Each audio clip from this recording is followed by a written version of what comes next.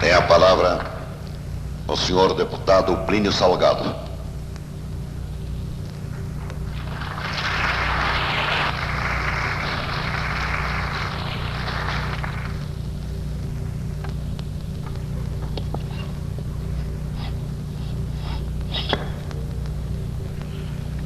Senhor presidente, senhores senadores, senhores deputados, senhores representantes da Marinha, do Exército e da Aeronáutica.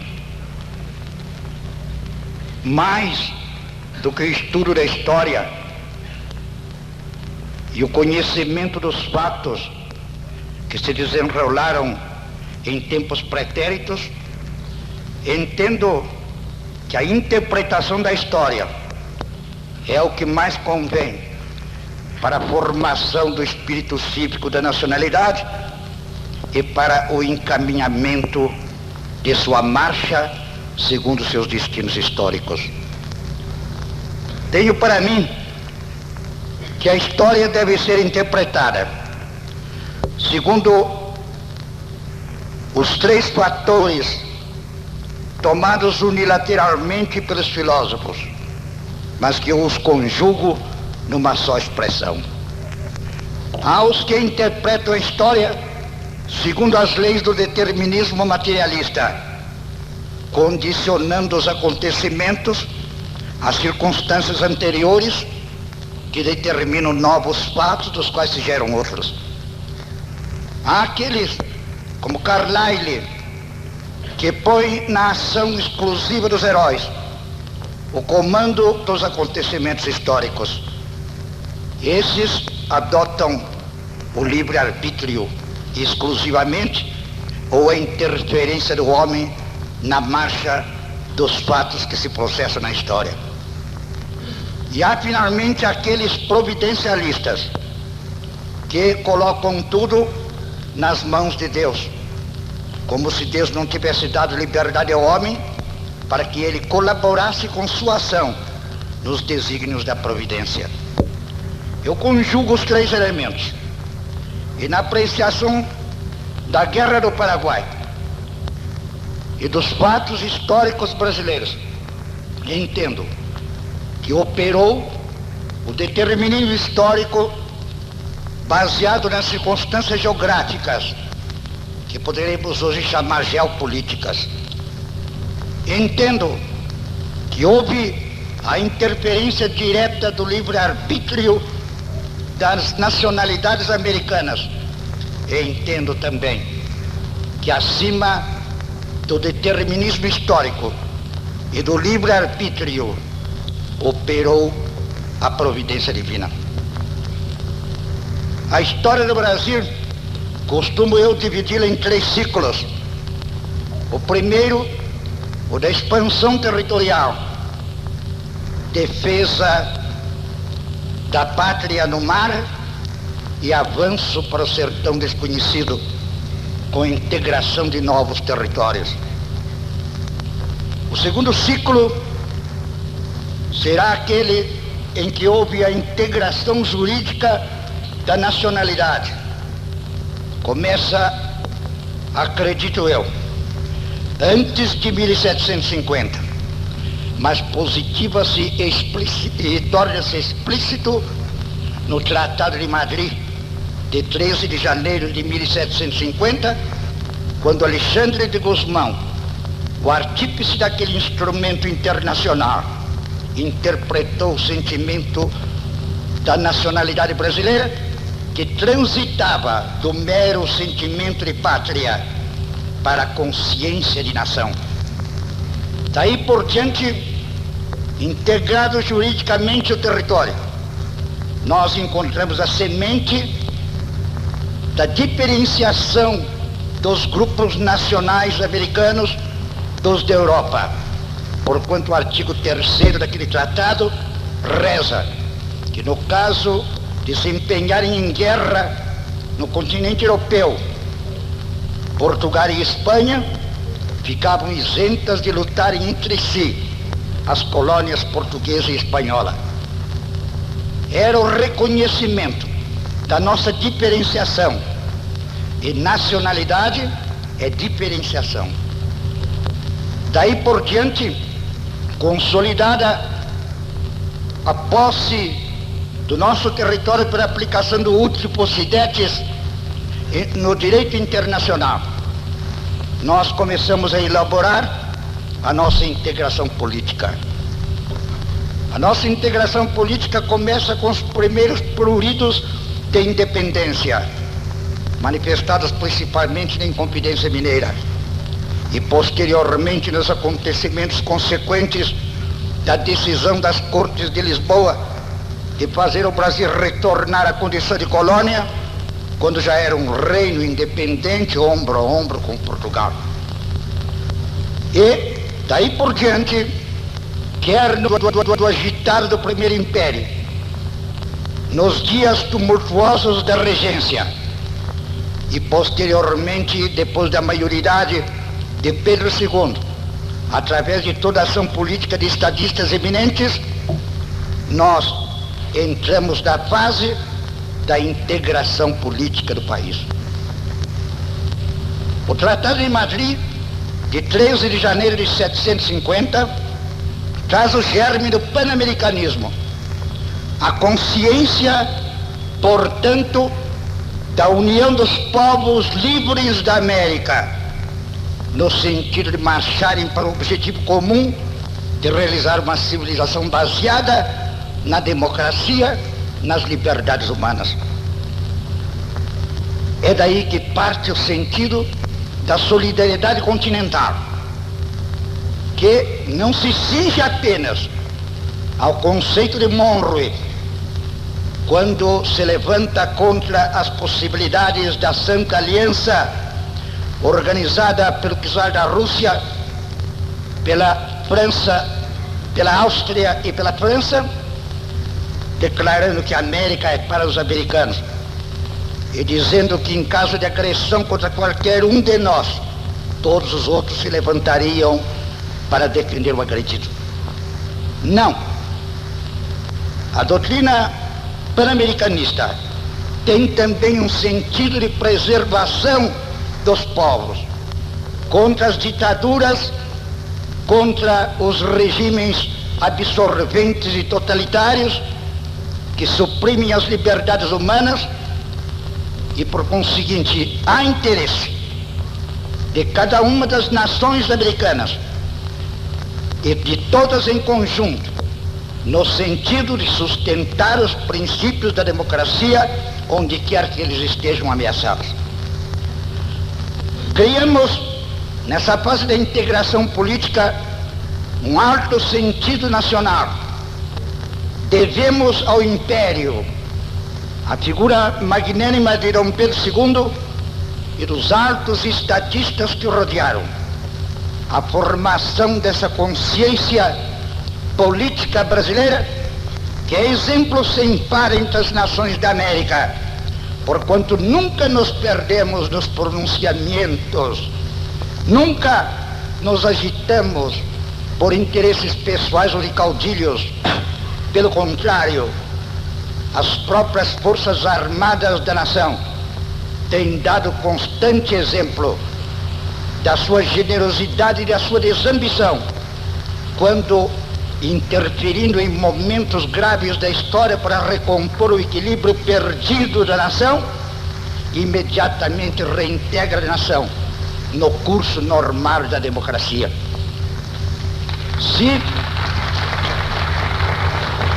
formamos essa consciência de política interna, também o Império nos legou a tradição de uma política externa, que se encontra na raiz da Organização das Nações Americanas, que é genuinamente brasileira, ainda que se embeba nas inspirações de homens como Bolívar e aqueles que galoparam no peito do continente, fazendo ressoar os gritos de liberdade e de democracia no Novo Mundo. O Brasil, na política exterior, foi durante o Império um país altamente imbuído de ideias realistas. Não nos perdemos como nos temos perdido ultimamente em considerações de qualquer outra ordem que não seja a da sustentação da democracia do Novo Mundo e da defesa nacional. A política do império, com raízes remotas no reinado de Dom João VI, com raízes talvez mais remotas na guerra do século XVII contra os holandeses, a política do império sempre condicionou a linha da política exterior aos interesses da defesa nacional. E não pode haver em nosso tempo outra linha, porquanto nós temos visto que a Organização das Nações Unidas tem se conformado com fatos consumados que atentam contra os princípios pelos quais foi fundada. Excluída, portanto, a ideia ética ou jurídica do convívio internacional, resta-nos uma só linha de política exterior. Aquela linha que nos leva à defesa do nosso território, da nossa soberania, contra tudo aquilo que pode ameaçá-la em determinadas circunstâncias históricas. A Guerra do Paraguai está inserida na linha desta política. É a mesma linha traçada quando tivemos de intervir no Prata, quando tivemos de libertar o povo argentino da ditadura de Rosas.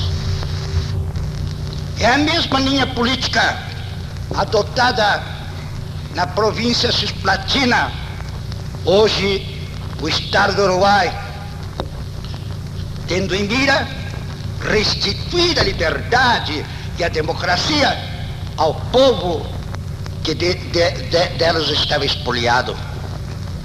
A Guerra do Paraguai começa com a agressão de Francisco Solano Lopes. Este homem, ao qual não se pode negar qualidades de patriota, era, entretanto, de uma ambição desmedida. Logo que assumiu o governo, em 1862, pôs todo o seu empenho em armar aquele país. Em 1864, o Paraguai era uma potência militar, com 64 mil homens armados e preparados para qualquer emergência, com uma marinha de guerra constante já de 14 navios, aos quais se iriam juntar outros encomendados no princípio do conflito com as 3 nações aliadas. Criou ele uma mística, a mística da expansão territorial e da fundação de uma grande monarquia, na qual incluiria a banda oriental do Uruguai e as províncias de Corrientes e outros territórios argentinos. É preciso lembrarmos-nos de que para qualquer objetivo político é necessário criar uma mística. Nosso país, para fins superiores e nobres, precisa criar esta mística, sem o que não há administração, não há economia, não há finanças, não há forças armadas, não há nada. Lopes utilizou-se para maus fins de um meio nobre e alto, criou a mística na sua tropa. Em novembro de 1964, seguia pelo Rio Paraná o navio brasileiro Marquês de Olinda. Lopes não trepida em apresá-lo. Apreendeu-o, tornando prisioneiros todos os que nele viajavam, inclusive o coronel Carneiro de Campos, presidente do estado de Mato Grosso. Era um ato de agressão. O Brasil ainda esperou. A longanimidade do imperador corria parelhas com o senso realista de sua política externa. Mas, logo depois, em dezembro, as tropas paraguaias tomam o Forte de Coimbra, com apenas 124 homens para defendê-lo. Era impossível resistir. A operação realizada foi de uma retirada estratégica em que não perdemos um só homem. Mas, praticamente, o Paraguai se pusera em guerra com o Brasil. Mas foi ainda aí, somente em janeiro, que o governo imperial resolveu declarar guerra àquele que já nos estava agredindo e invadindo o nosso território. Mas esta declaração de guerra, redigida pelo Visconde do Rio Branco, traz uma frase que define bem os mais nobres e generosos sentimentos do governo imperial, da intérprete do povo brasileiro. Diz o Visconde do Rio Branco nessa nota: o governo imperial defenderá sua dignidade e seus direitos, repelindo o agressor, mas não confundirá a nação paraguaia com o governo que a infelicita e a leva para uma aventura de tristes consequências. Aí ficou claro que nós não declaramos guerra ao povo paraguaio, mas a Francisco Solano Lopes, da mesma maneira como recentemente as nações democráticas, declarando guerra ao nazismo alemão, não declarou guerra ao povo alemão. Tanto que após o conflito, todas as mãos se estenderam a ajudar aquele nobre povo a se erguer de suas ruínas. Começa a guerra no Paraguai. O que fazer? Preliminarmente, bloquear Francisco Solano Lopes para evitar que descesse pelo Paraná a Bacia do Prata. Os nossos estrategas, que eram homens de alta visão política e ao mesmo tempo de grande conhecimento militar, entendem que é preciso fechar o caminho a Lopes para que não descesse ao Rio da Prata. É o almirante Tamandaré, o incumbido desta operação.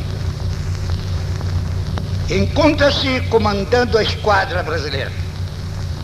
Designa o comandante Gobensouro para subir o rio e ir com 8 navios de guerra brasileiros deter os passos do caudilho. Logo depois, envia de Montevidéu mais 3 navios, um em que ia o almirante Barroso, incumbido de assumir o comando geral da esquadra.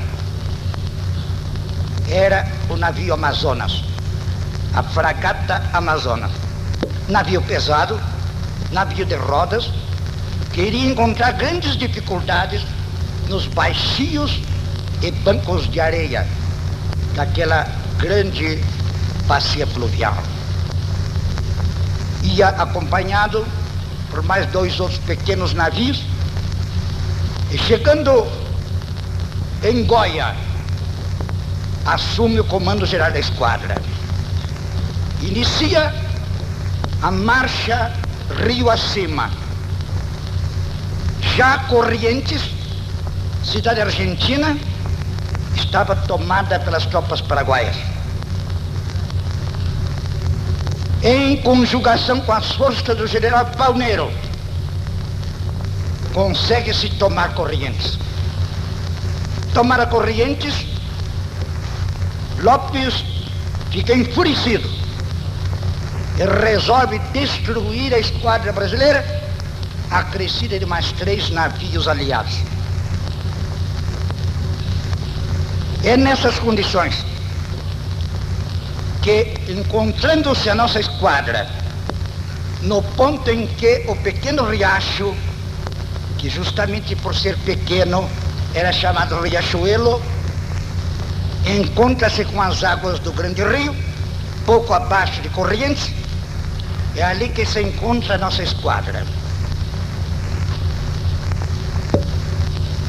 Diz uma testemunha ocular: que os nossos navios dir-se-ia serem uma serpente de 1.800 metros, 1,8 km de extensão, alinhados naquele ponto.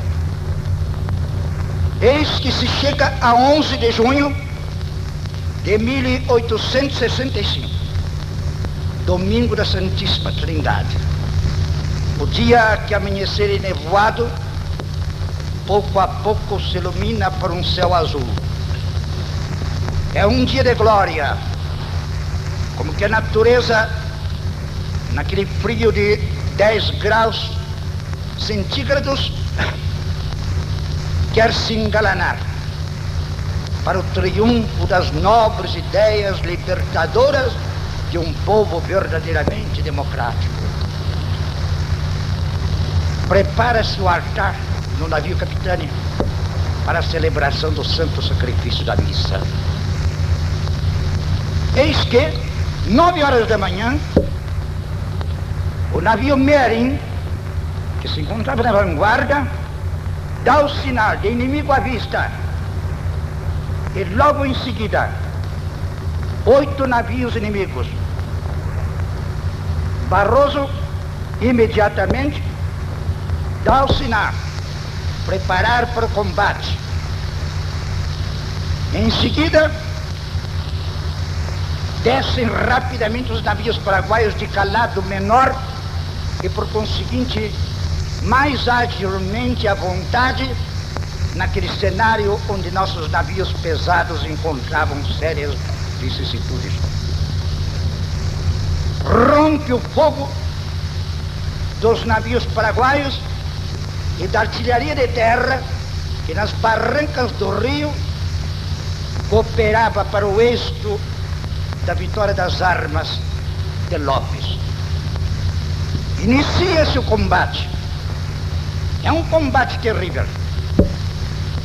Grandes dificuldades encontram nossos navios ao ponto do Jequitinhonha ter encalhado. Os outros entram em luta. É o Mearim, é o Iguatemi, é o Ivaí, é o Ipiranga, é o Beberibe. Nomes dos rios brasileiros. Que misteriosa simbologia aquela. Os rios que correm por nossa pátria são os portadores das mensagens das longas distâncias de que vieram. Nada melhor para significar a unidade da nação do que o curso dos rios. Eles trazem recados de remotos sertões. Eles vêm despertar lembranças de todo o território da pátria. Enquanto as montanhas são paradas, estáticas, os rios são dinâmicos e levam nas suas águas recados e mensagens. E ali, os nossos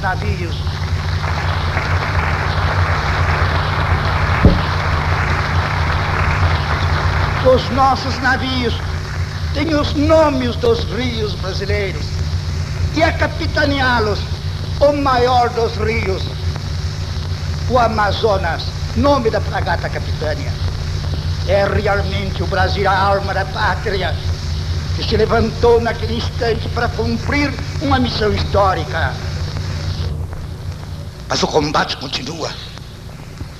De terra, a artilharia rebomba.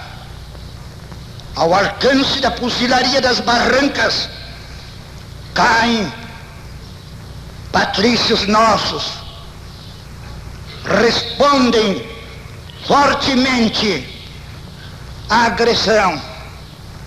E Barroso manda então um sinal que diz: sustentar o fogo, que a vitória é nossa. Sustentam. Entre os episódios que mais calam na memória dos brasileiros, se encontra o do navio Parnaíba. Como que foi o ponto culminante da batalha? Foi o ponto mais alto do sentimento nacional. Dera-se abordagem entraram os paraguaios a lutar corpo a corpo, com arma branca, contra os nossos. Eis que um oficial arranca a bandeira brasileira do mastro, desce-a. Nesse instante, como que todo o sentimento brasileiro se acrisola no coração dos bravos militares que ali estão. Exército e Marinha estão unidos, porque o contingente do comandante Bruce leva soldados do Exército em número de 1.200.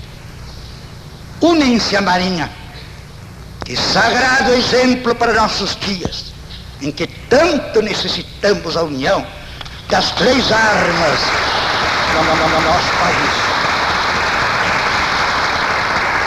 Lutam, então caem os bravos oficiais do Exército e da Marinha, um a um, defendendo o pavilhão nacional.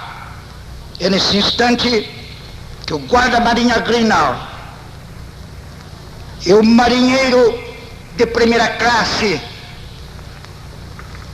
o célebre, o famoso Marcílio Dias, se imortalizam para sempre, agarrando a bandeira das mãos do inimigo, enrolando-se nelas, tingindo-as com seu sangue vermelho de patriotismo e sucumbindo dentro do pavilhão nacional.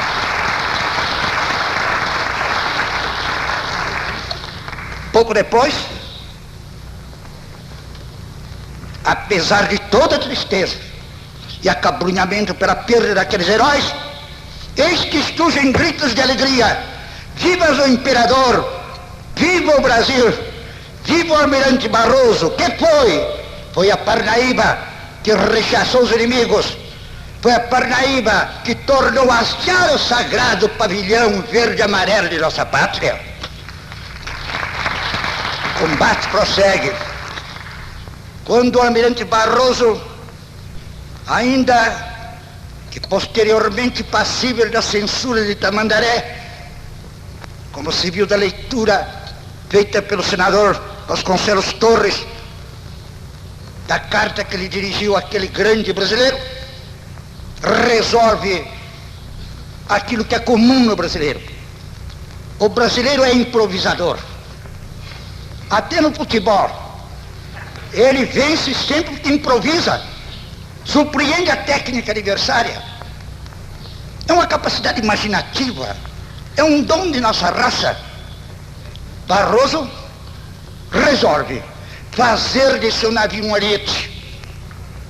ariete, um esporão, acomete os navios paraguaios e afunda 3 dos mais importantes por este meio. O terror começa a estabelecer-se na tropa inimiga. O combate prossegue. O Mearim põe a pique mais um navio paraguaio. Outros navios fortemente atacam. E de repente, vence os paraguaios a fugir a nado, a abandonar os navios.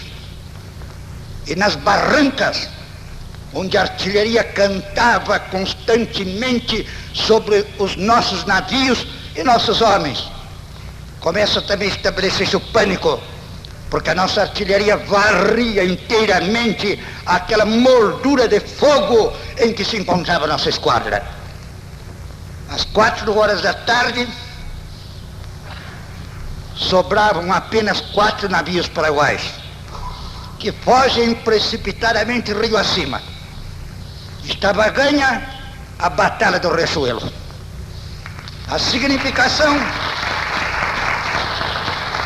significação desta batalha na Guerra do Paraguai foi enorme.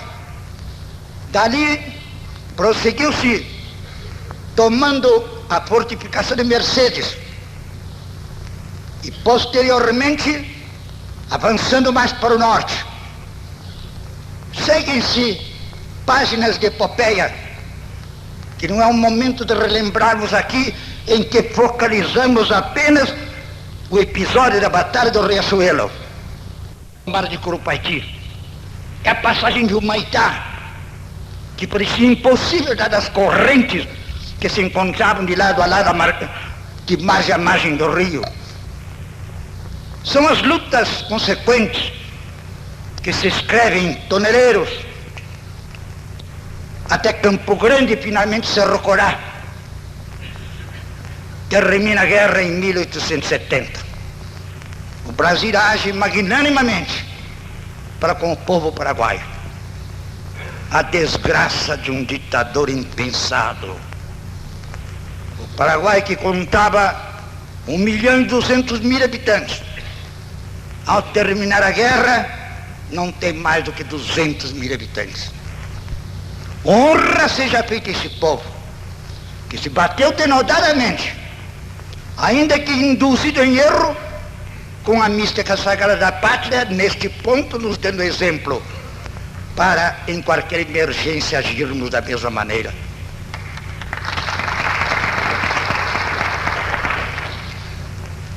A política do Império continua, seguindo aquela linha que nos vinha de tempos remotos. Herança dos portugueses. Esses grandes colonizadores e políticos, estadistas, filósofos da história, intérpretes dos destinos das pátrias, por eles criadas, vêm de tempos remotos. Neste momento em que o Congresso Nacional rende homenagens à nossa Marinha de Guerra, o meu sentimento, transformado em emoção, faz-me ver noite da história, como que esbatidas ao luar da permanente recordação as nossas façanhas marítimas. Elas têm raízes, elas têm tradição, elas são castiças, elas vêm desde os tempos das batalhas na Guerra Holandesa, ela vem dos tempos em que os briques e canhoeiras franceses e ingleses empreendiam a invasão e domínio de nossa terra. Como que vejo ao luar desta recordação as figuras de Gaitrouan, de Cavendish, de Klerk, Mendes Sá, Estácio de Sá. Como que vejo nos nossos mares austrais percorrerem nossos navios desde o tempo da colônia e depois do Império, afirmando a soberania da pátria, afirmando o ardor dos brasileiros em defender sua terra e seus princípios. Ah, naquele tempo éramos grandes, respeitados. Nossas esquadras desciam para o sul para impor ordem no Rio da Prata. Não havia ninguém que discursasse em nome de princípios que só existem na boca dos demagogos. Havia um sentido realista, o cumprimento do dever da consciência pan-americana a sustentar a integridade do novo mundo e a integridade dos princípios democráticos. Ó marinheiros do Brasil, soldados do mar, quando estive por motivos políticos preso na fortaleza de Santa Cruz, eu escutava o mar bater nas pedras e entrar pelas casamatas com ribombos oceânicos. E escrevi um poema, o poema da fortaleza de Santa Cruz, em que procurei reviver toda a glória militar do Brasil. A vossa glória, marinheiros do Brasil, a glória de vossos irmãos de terra, E já agora de vossos irmãos do ar, o conde de Lippe, nos fins do século XVIII, introduziu com a reforma do exército português um costume altamente significativo. Ali naquela fortaleza, de hora em hora, um sentinela gritava: "Sentinela alerta!" E outro, nas sombras da noite, com a cabeça coroada pelas estrelas, respondia: "Alerta estou!" E eu então nesse poema disse: grita, sentinela, grita bem alto, repetidamente, para despertar nossa pátria. Que o teu grito vá além de nossas montanhas, de nossas cordilheiras, de nossos rios, a dizer que Caxias está vivo, que Tamandaré, Barroso estão vivos, e tão vivo o Brasil, e tão vivo o Brasil como seus heróis do passado, na consciência dos militares de nosso país e na consciência do povo brasileiro.